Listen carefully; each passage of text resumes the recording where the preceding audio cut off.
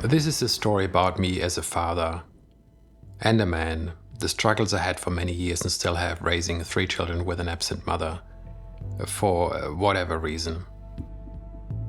When my wife told me after nearly 18 years of marriage that she wanted a divorce, I found myself in a devastating situation that I had no job, no money, and no love in my life.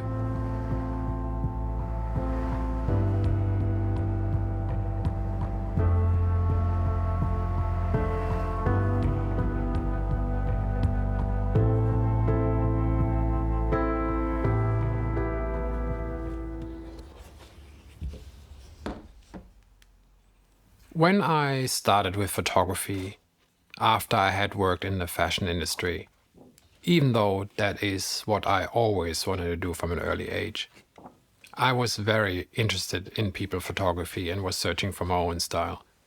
I have heard about Alfred Eisenstadt and made it happen to take a picture of him at the Time Life building, but was also very fascinated by Robert Frank, which later became my mentor.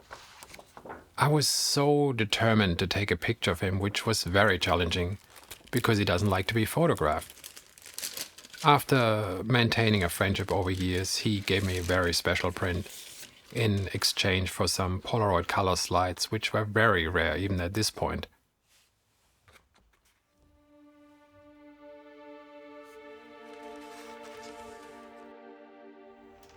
Before I met my wife, I was traveling the world like crazy.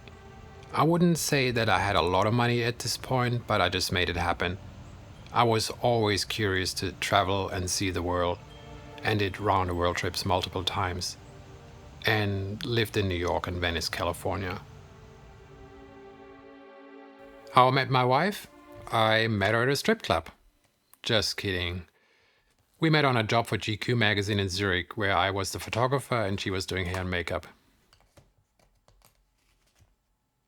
I was doing great at the time. I was working very successfully, mainly for big commercial photo shoots and high-end editorials.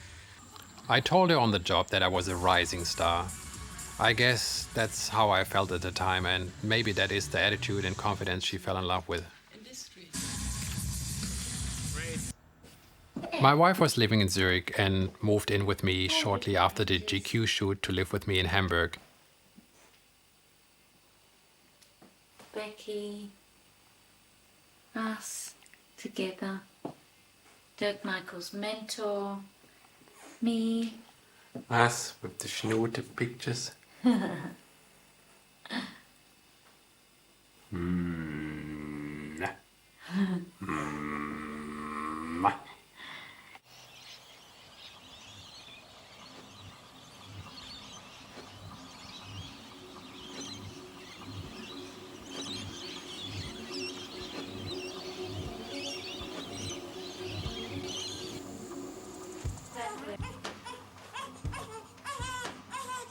We had our first son Jacob in Rockhampton, Australia, because she insisted on giving birth in her home country, as she felt more comfortable there.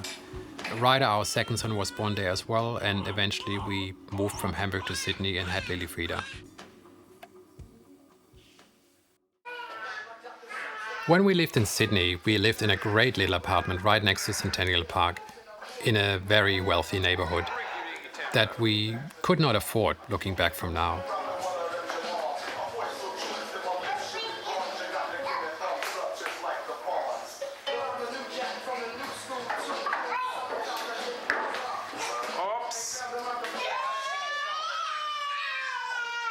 Go up and get all those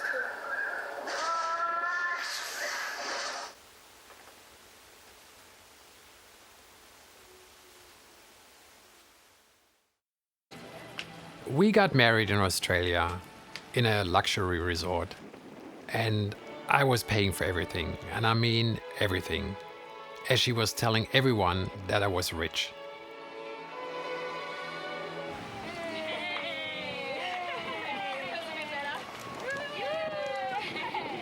The deal at the wedding regarding the drinking in the bar was that there was a limit set, which was pretty high, and after that the guests had to pay for their own alcohol.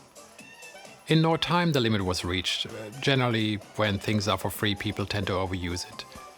My wife wanted to extend the limit to unlimited, and I guess the financial mismanagement started right there.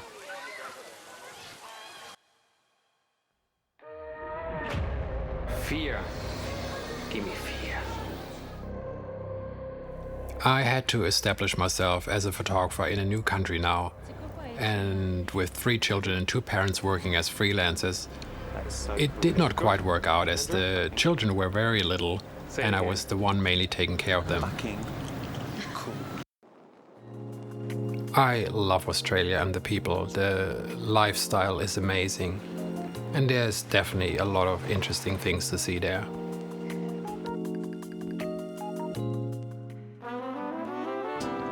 There was a time when I was gone for a couple of months to work in New York, as I had to, because there was not much work for me in Australia.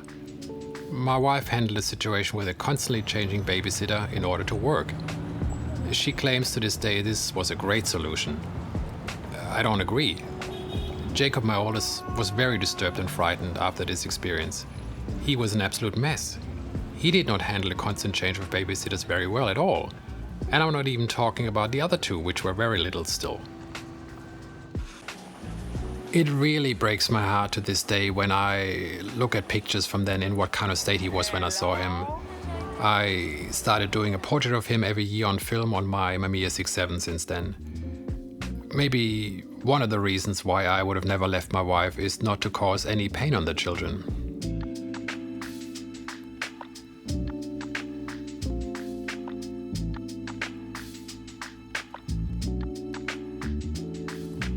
We had made friends in Australia with a couple who had 3 children as well.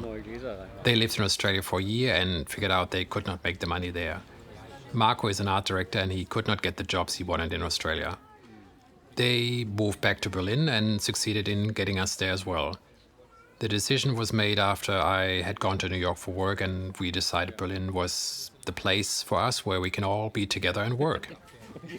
We were wrong. There was not much work for us happening in Berlin and my wife was always gone. She started working a lot, making good money. I was stuck with the children who had a lot of difficulties settling into a cold country with unfriendly people. Especially if you come from a city like Sydney where the sun always shines and the people seem happy.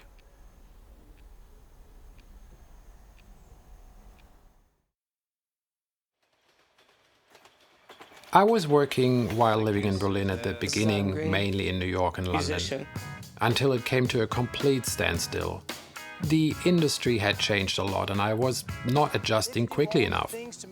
And most of the time, when my agent or a client called, I was at the playground with the children.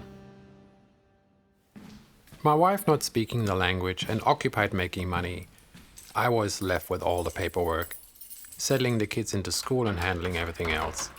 The kids did not speak German either, which made up for a very rough start, especially for Jacob because he's a very sensitive child. I remember this moment in Hamburg when there was this industry party and I had to go because my agent was there, the people I work with, and the people who work for me. And I had to connect. I needed to go out there and show my face. But Gay said to me, let's stay at home and have a bath with Jacob, which I did. And I think from that moment on, I just got less and less jobs. I stayed more and more at home and things didn't turn out well for me at the end. Because I spent more and more time with the family, less with the stuff I had to do in the industry. And I think there's a price you have to pay in order to have success. And I guess she was not willing to pay that price.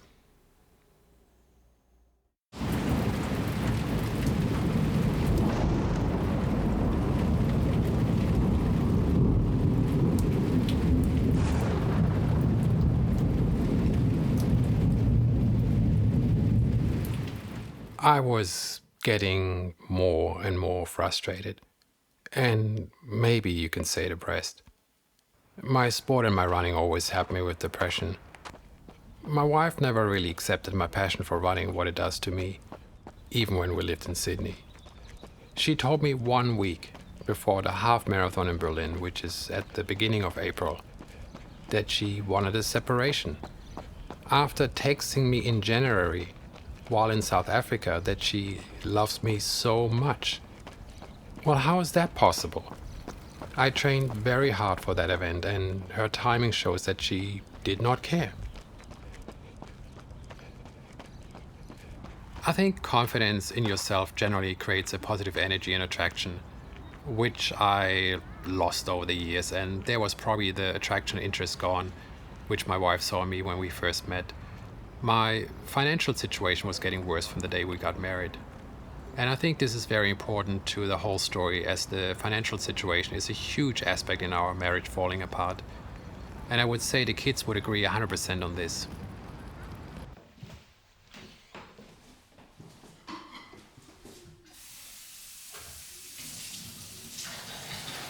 I was turning into a house man. And I think that's what she saw in me at this point. But at the same time, she wanted me to work and make a lot of money. In 2014, in the summer holidays, she was working in Ibiza, and I said to her, maybe we can spend a week together, and I'll drive the kids to my parents' place. She was finding it so hard that my sports buddies told me, she has an affair, she doesn't want you there. If this is true, I don't know.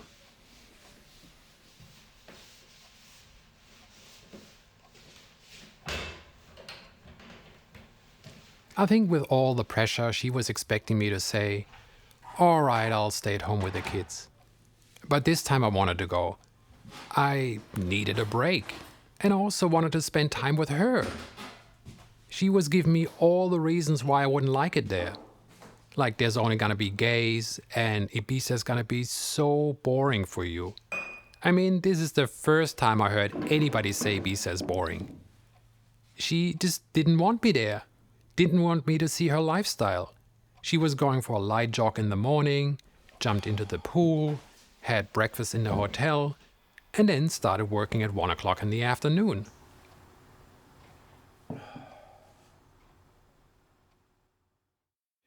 My place and purpose for her was to watch the children in Berlin, take care of paperwork, taxes, the daily cleaning of the house, washing, cooking, birthday parties, sleepover, parent-teacher meetings, dentist, and everything else, which I did. In society, taking care of children and raising them is not considered a job. Ask housewives and they probably will agree with me, because it's mainly women who have to hit the brakes for the children. With me, it's reversed roles. Shall I have my opinion on that whole thing now? Yeah, It might be a bit of a... I might jump around from place to place, but I think for a relationship, like a typical marriage, to be truly happy, I think mom took on the masculine money-making role for too long.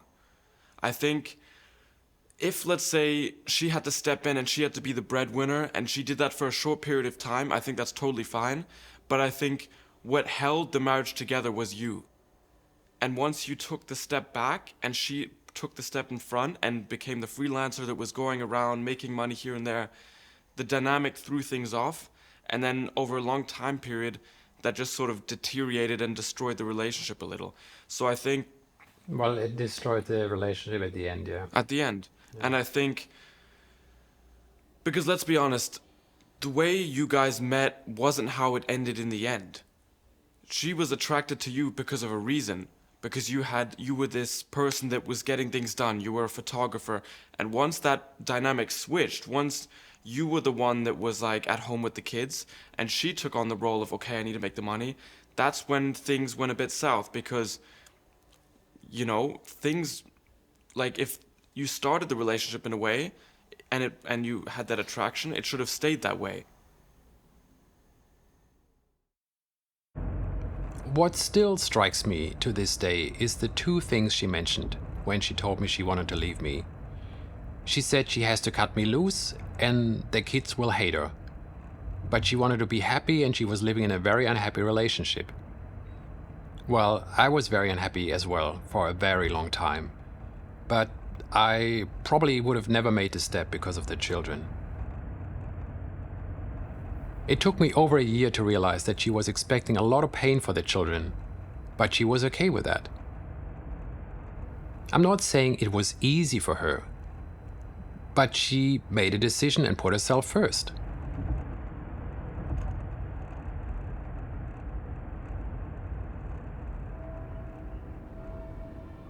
After an endless time and lots of effort, I finally found a job at Vodafone, which I had to leave after a couple of months due to the fact that this was a completely new field to me, and I had to go away for 3 weeks to school to learn the necessary things in order to do my job. Nobody was able to take care of the kids. Neither their mom, who was in South Africa at the time, nor my parents, and none of the babysitters we knew. Jacob is very allergic to babysitters and did not want one. Also, the kids are underage at the time, and I was not legally allowed to leave them alone. As a result, I had to quit the job. I couldn't do it. I had a conversation about this with the kids, and I feel like maybe I was not explaining myself properly, that the kids feel like they're a burden to me, which is not how I feel at all. I'm just saying, and this is nowadays the topic of discussion, that in regards to work and making a career, having kids is a handicap if you don't have any help.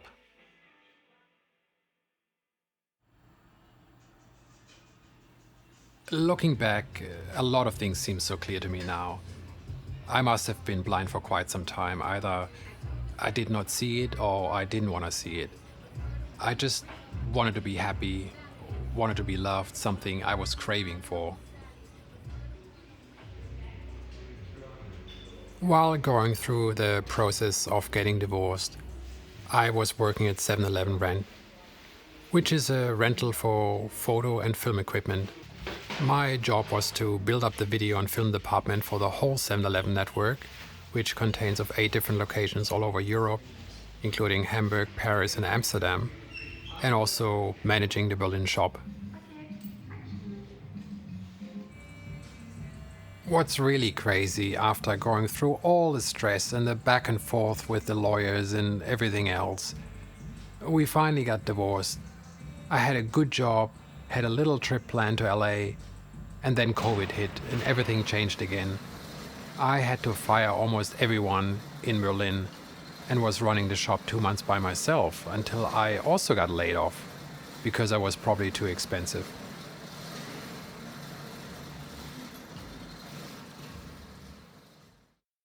During Corona, I dated a DJ, and I was so happy that I finally have a girlfriend. She didn't see it that way. She called it friends with benefits. And I don't know if this says something about her or about me accepting it.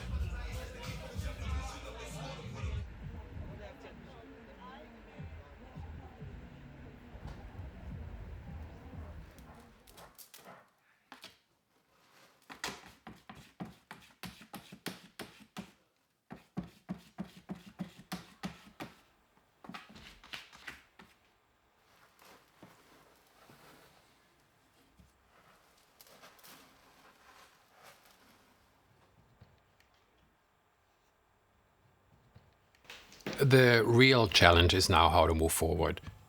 Jacob, my oldest, is living in Hamburg. Ryder is finished with school soon and is going to travel the world for a year with his girlfriend, which is fantastic. And then I will be alone in the house with Lilifrida, which still has 2 years of school left. Which creates the same problem I had before, that I'm stuck in Berlin because I have no one to watch her. At least the last couple of years I had the boys at home, since they are grown-ups now.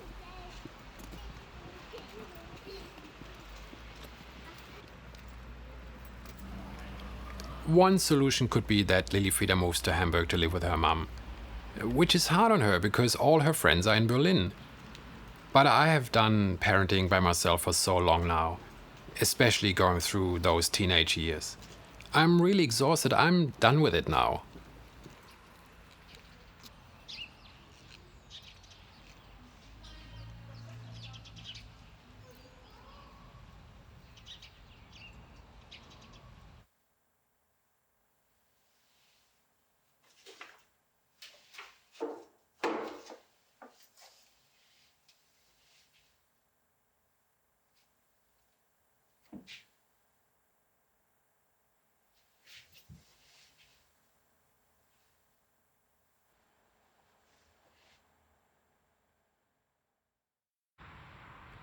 I just came back from my parents' place. We celebrated my mother's 79th birthday. My brother was there, and we had a decent time. And just before I left, my mother must have told my father that I told her that I think he doesn't think very positive about myself. So we sat at the table. He looked at me and he said, well, I guess you have some talents, but I just can't see them. I mean, I would encourage you or motivate you, but there's just nothing there. So basically he's saying, like, I'm turning 55 next year. He's looking for 54 years, but he can't find anything positive about myself. So it took me a couple of hours just to digest the whole thing, and another week just to get over it partially. I was thinking about this last night, that I was 33 years old in LA with my ex-wife when I had my first orgasm. And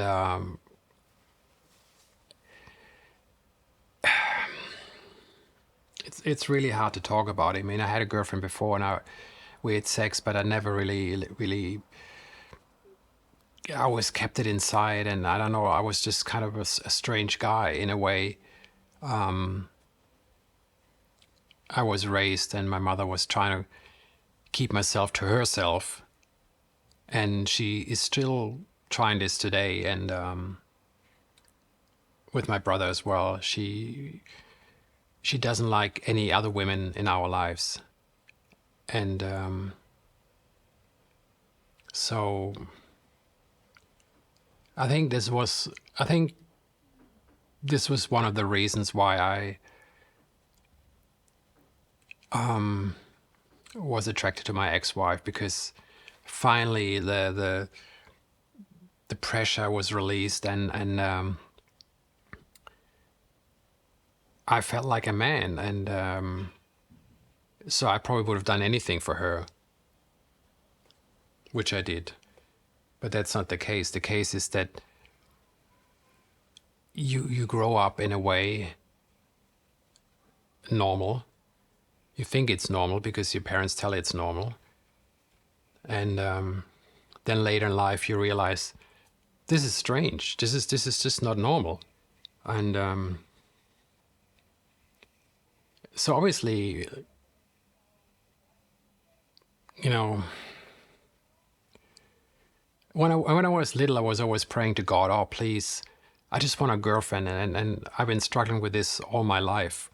Relation to women, I always picked the wrong women, and there was just something off with me, and I had trouble finding friends. My parents never allowed me to bring friends home, just to play at home. And so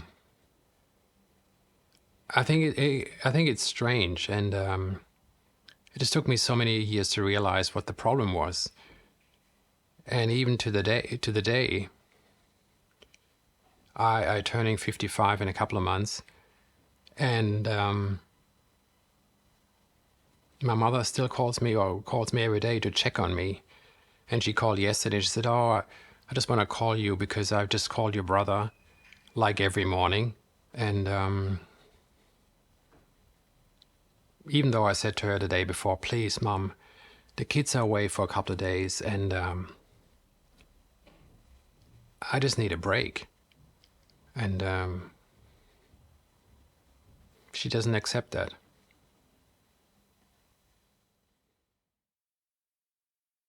Look at the finger.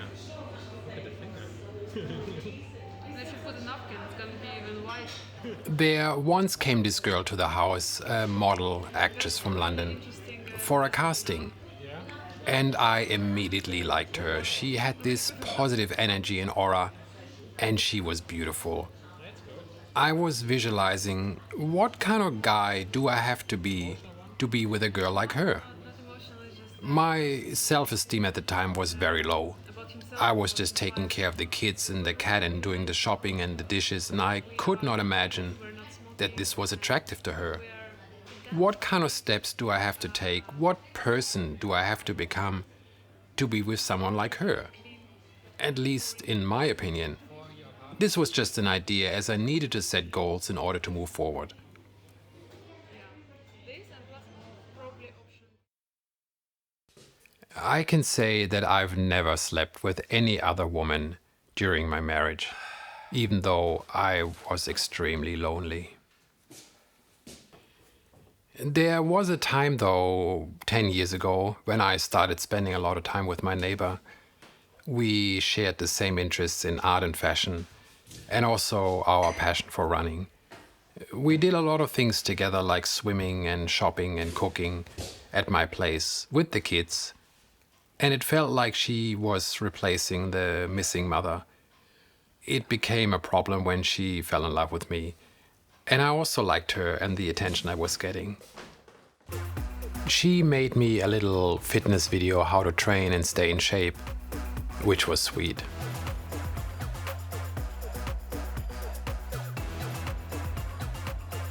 I remember the feeling when we spent time together and I was thinking, gosh, life is not over yet.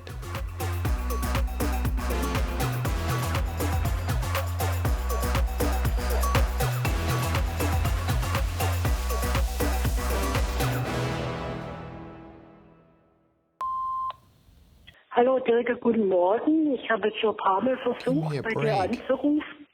Es ist tot, kein Ton, nichts kommt. Hast du nicht bezahlt oder was ist los? Kannst du dich mal melden? Tschüss. Ja, hallo. Man Hello, erreicht just dich give me ja a gar break. nicht.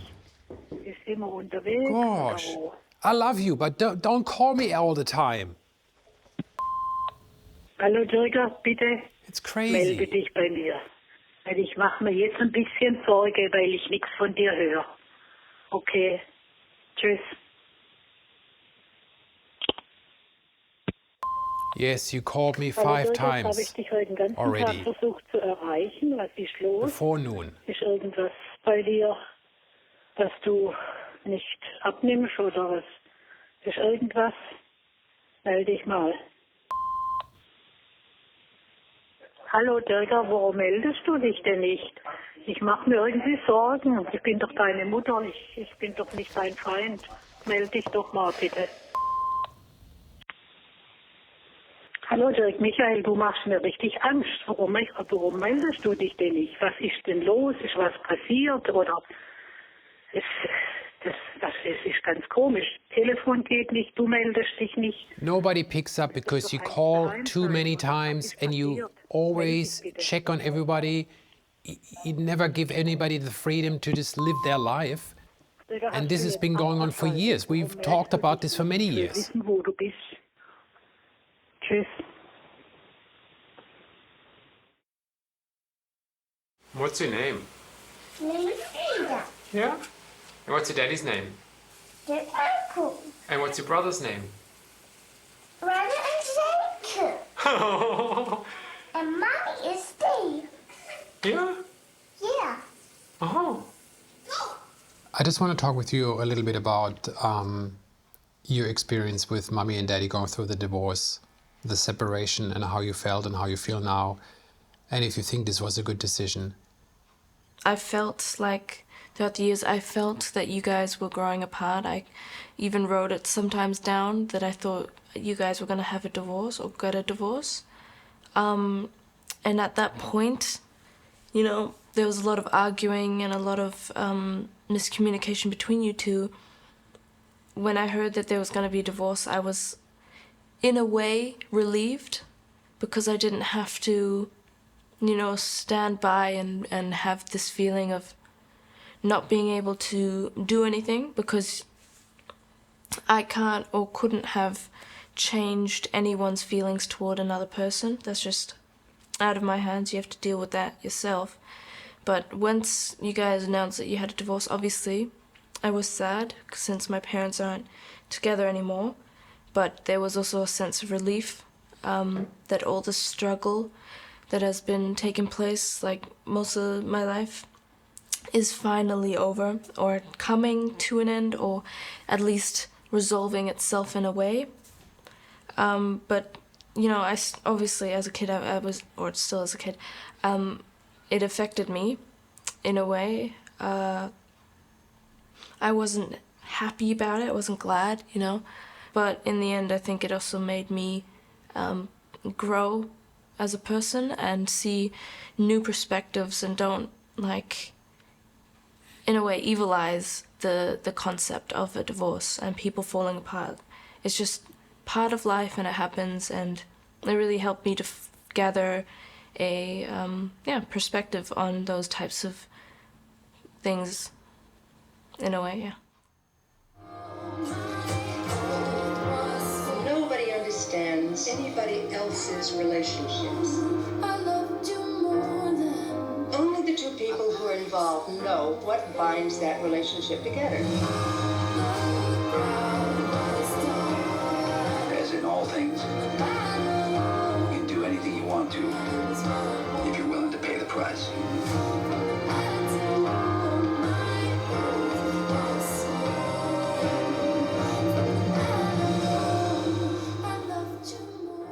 I recently watched a documentary and it said, you can do anything in life if you're willing to pay the price. And I think this is so true. People want to run a marathon and they're not willing to train for it. They're just wondering why they can't make it at the race because they haven't put in the effort and they haven't trained properly. And I've ran marathons. I know what it's like. So I think this was the whole problem with the whole family, that everybody wanted something, and everybody wanted everything.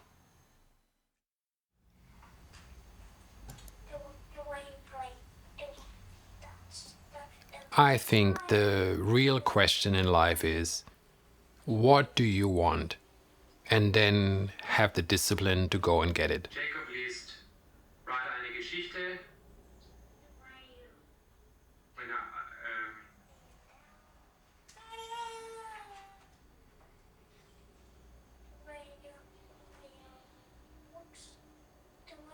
Über Liebe. I went down and was not able to get up for years. It's time now, before it's too late, as Charles Bukowski said in one of his poems.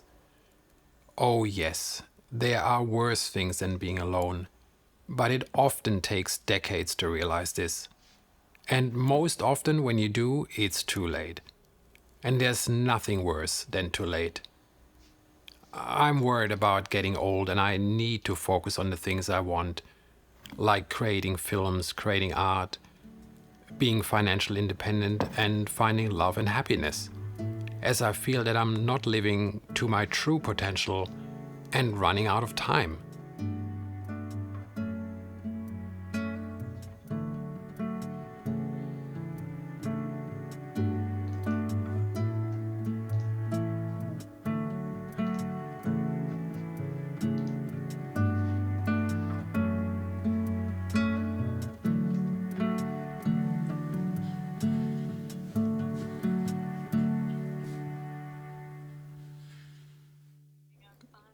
Yeah, I just wanted to tell you, because we spoke about it the other day, that Gay is not gonna do the film. She's not gonna answer any questions or gonna talk about it or anything. She's not interested. She's not contributing.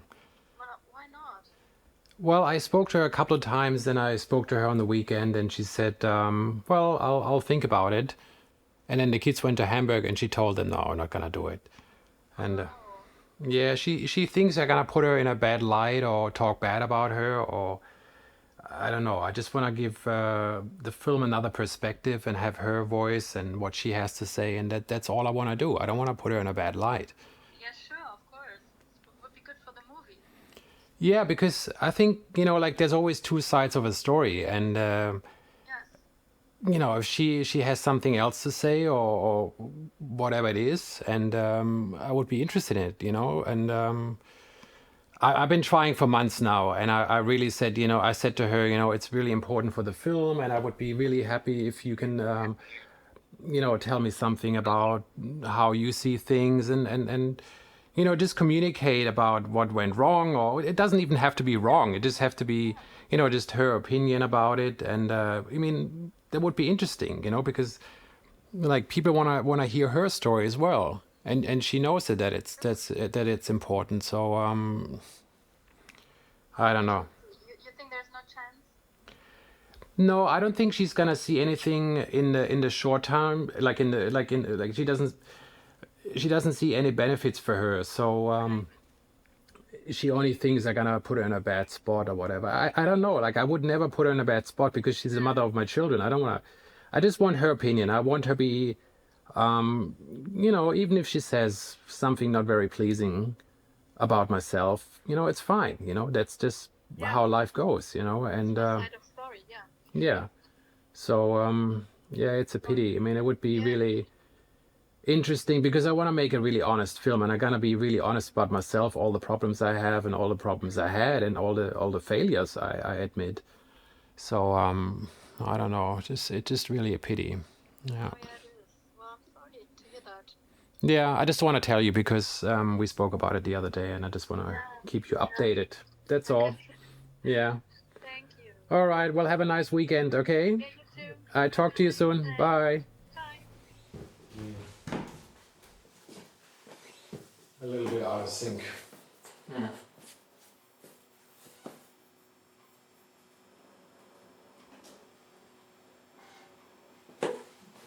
Yeah, the composition is also not really the best one.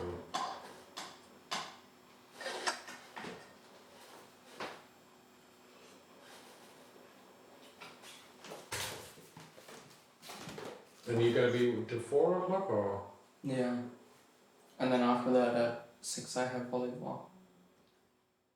I think with this film I'm trying to learn about my problems growing up, the pressure and the fears and all the things my parents put on me. How am I gonna not move this on to the next generation and be aware of it? So this is one of the key things which is very important to me, that I've learned from that, and trying to make things better and not pass it on again. And also, life is almost like skating to me.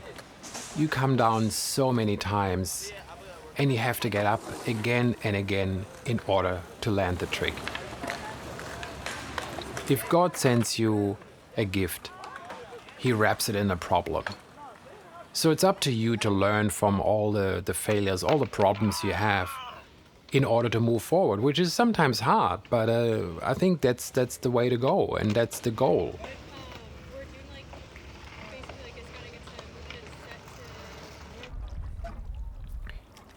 All these years I felt like a captain, sailing the ship through some heavy storms, making sure the ship is not going to sink.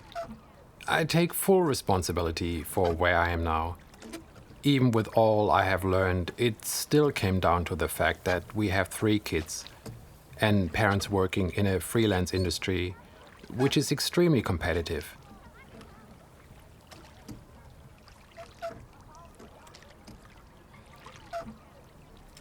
I feel lonely now. The dynamics with the kids has changed over the years. They don't need me much anymore. In doing this film, I'm trying to create a purpose, and I'm very grateful for the process of this film, because it's like therapy to me.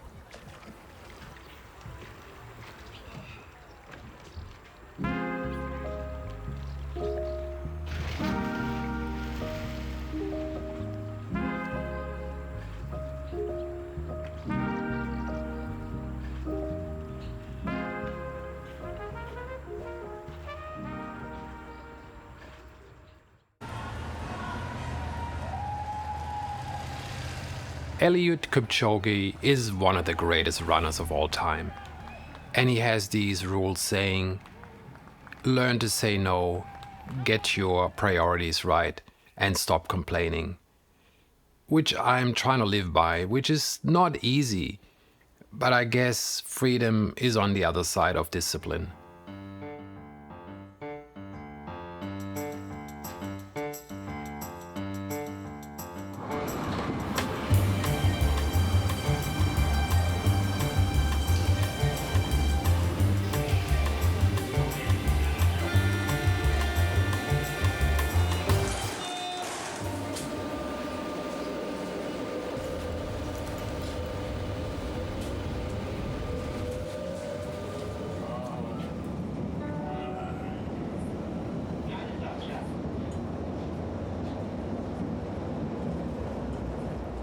What I've learned recently is that negative people can really pull you down.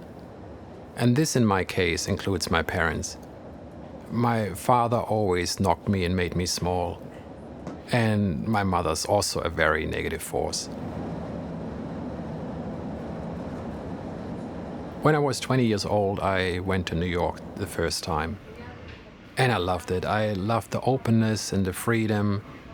I felt less controlled, and I felt so alive. I felt so much control when I was growing up in Germany. So this was completely new for me, and I liked the creativity, and I liked the space and the mindsets there. And I met this couple, Inge and Leo, and they took me on almost like their second son. And that's what they said about me later on.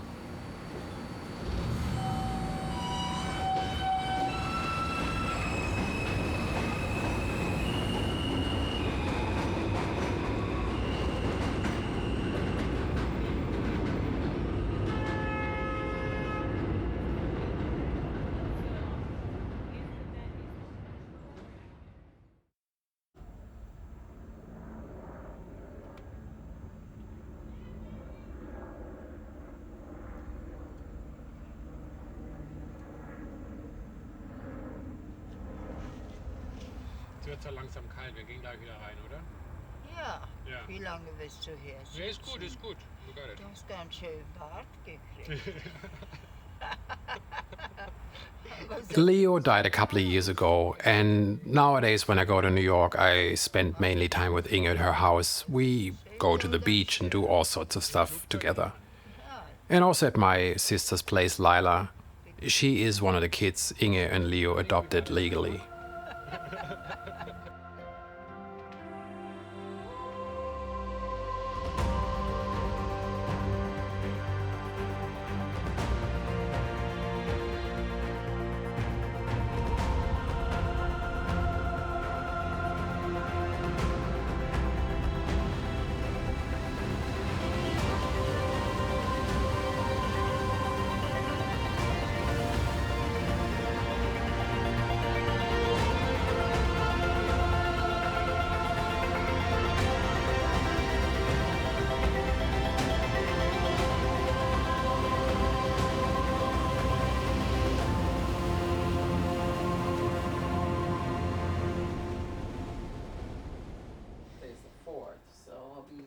Friday, be back Sunday, and then I'm gonna go see a lawyer. Look, Shorty has one already, so I was like, all right, cool. Yep. So I'm gonna speak to them after I have been a US resident for many years now, through extraordinary talent. When I'm back in Berlin, everything is very slow, and I find it very hard to get out of my habitual routine. Berlin is not my city. I find there is no urgency and energy unless you want to party. It's a cold city in every way, especially when it comes to the people. And I'm stuck in a comfort zone which is becoming a rut. I never wanted to live a normal life with a small mindset.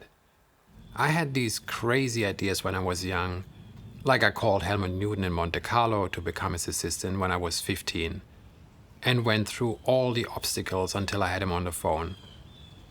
Over the years, I lost more and more my focus. I'm very stressed and frightened, but grateful at the same time that I come to the conclusion, in order to reach my goals, I have to become that person with that desire again. When I'm old with my grandchildren, I want to tell them great, exciting, inspiring stories about my life, which could shape their mindset.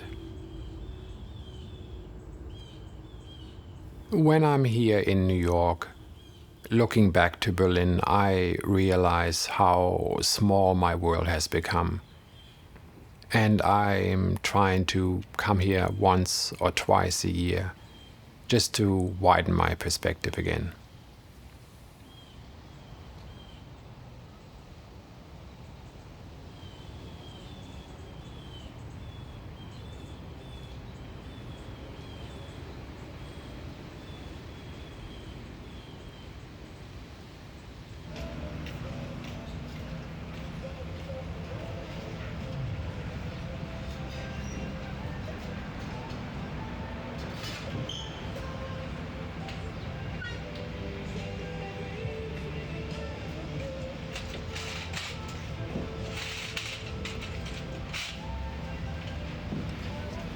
What's funny is that I feel calm and relaxed, and I can be myself in a city like New York. I have a little bit of distance to all the stuff going on in Berlin. The drama my ex-wife still creates and I have to deal with. Because we have the children together, and I probably have to do this until the end of my time. I'm not saying that anything in this film is known to be true. It's just a reflection of what I've noticed.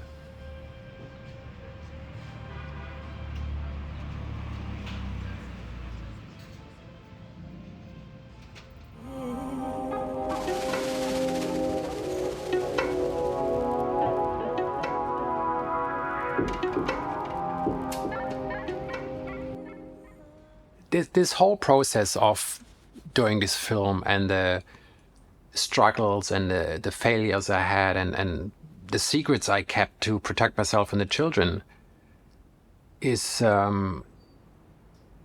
really painful. But I think for me to get it out there and not bottle it up is the way to deal with things. And I really hope that someone hopefully get inspired. I don't know if I'm an inspiring person or not, but I'm trying. But if it helps someone like me going through the process of learning, of healing, and dealing with these problems and addressing them, I think that's something.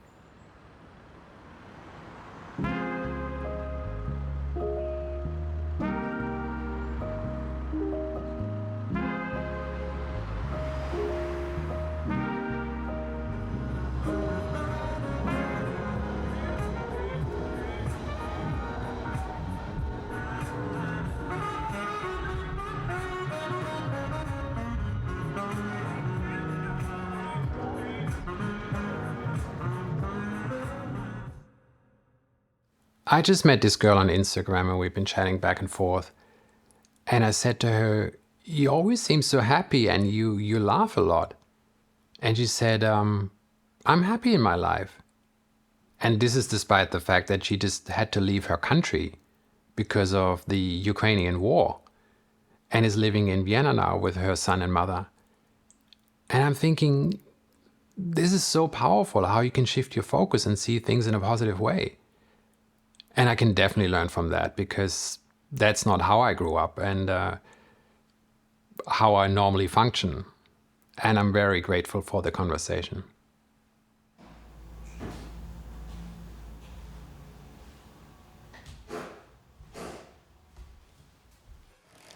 I think I just have to start living a little and really focus on my goals.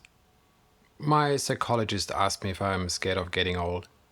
I said yes, mainly because I feel like I have not lived to my true potential and wasted a lot of time. No one looks back on life and remembers the nights they got plenty of sleep. I need to get out there and get out of hiding, face my fears and stop surrounding myself with people who barely want to run 5K when I want to run a marathon. Be aware of the choices I make and set boundaries. Become the best person I can be. Find love and give love because that's really the main goal. Without love, there is nothing in life. And that's always been my goal.